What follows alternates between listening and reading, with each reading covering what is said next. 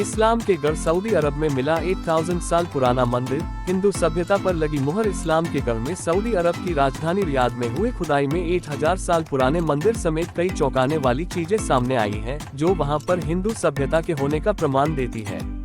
इस्लाम के गढ़ में सऊदी अरब की राजधानी रियाद में हुई खुदाई में कई चौंकाने वाली चीजें सामने आई हैं। पुरातत्व विभाग को दक्षिण पश्चिम इलाके के अल्फो की साइट पर खुदाई में 8000 साल पुराना मंदिर मिला है। यहाँ इतनी ही पुरानी यज्ञ वेदी मिली है। खुदाई के नतीजे बताते हैं कि सऊदी अरब में एक समय में यहाँ हिंदू सभ्यता का अस्तित्व रहा है।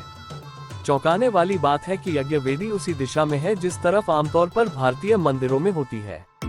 अनेक ऐसे अवशेष मिले हैं जिन पर देवी देवताओं के चित्र उकेरे गए हैं। यह खुदाई सऊदी अरब और फ्रांस के पुरातत्वविदों के संगठन सऊदी अरब हेरिटेज कमीशन ने की है।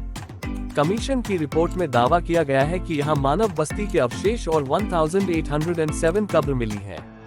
ये अवशेष बताते हैं कि यहाँ एक समय इंसान रहा करते थे। मंदिर और यज्ञ वेदी हिंदू सभ्यता की पुष्टि करते हैं। हिंदू सभ्यता की पुष्टि ऐसे हुई। सऊदी अरब हेरिटेज कमीशन ने मल्टीनेशनल टीम से सर्वे कराया। सर्वे के लिए एरियल इन्वेस्टिगेशन से लेकर जमीन में गहराई तक खुदाई की। कहा जा रहा है कि अल्फो में रहने वाले लोग यहाँ पर पूजा करते हैं और यज्ञ अनुष्ठान उनके जीवन का हिस्सा हुआ करता था। अल्फो में मिले सिर्फ अवशेष ही नहीं, यहाँ सामने आए धार्मिक शिलालेख बताते हैं कि उस दौर के लोगों को धर्म की कितनी समझ थी।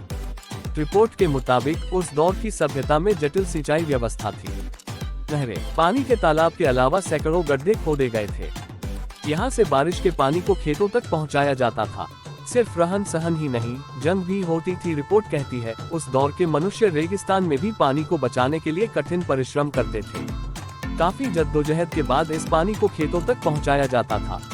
पत्थरों पर शिलालेख में माधेका बिन मुनैम नाम के शख्स का जिक्र किया गया है।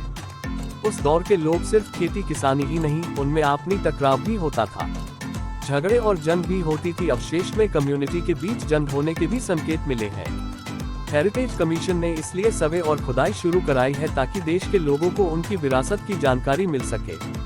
इसी दौरान जो अवशेष मिले वो अब दुनिया भर में सुर्खियां बन रहे हैं। कमीशन का कहना है अभी यहाँ पर खुदाई और रिसर्च वर्क जारी रहेगा ताकि इतिहास से जुड़ी नई जानकारियाँ सामने आ सके। यहाँ के लोगों को इस तरह विरासत की जानकारी मिल सकेगी। सऊदी अरब को इस्लाम का सबसे बड़ा गढ़ कहा जाता है क्योंकि यहाँ मुसलमानों का सबसे पवित्र मक्का मदीना है। इस धर्म से जुड़े दुनिया भर के लोग यहाँ हज करने पहुँचते हैं। सऊदी अरब सरकार धर्म के साथ अब विज्ञान और रिसर्च से जुड़े मुद्दों को महत्व दे रही है।